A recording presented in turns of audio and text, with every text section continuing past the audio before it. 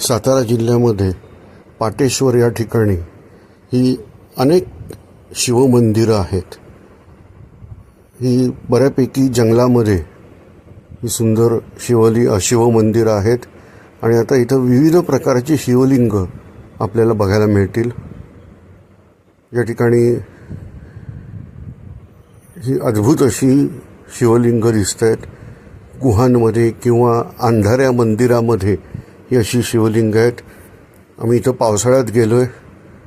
आतमध्ये गुहेत पाणी आहे आणि बऱ्याचशा शिवलिंगांवर नैसर्गिक अभिषेक हाही सुरू आहे. इथं एकाच शिवलिंगावर अनेक शिवलिंग कोरलेली दिसत आहेत. याला काहीतरी कोटी शिवलिंग असं म्हणतात. हे फक्त अंधार करून दाखवलं आहे.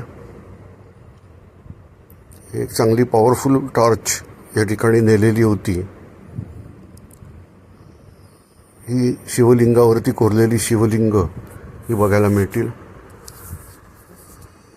असा अंधार या गुहेमध्ये असतो. स्मूथ लाईट लावला तर असं आपल्याला बघायला मिळेल.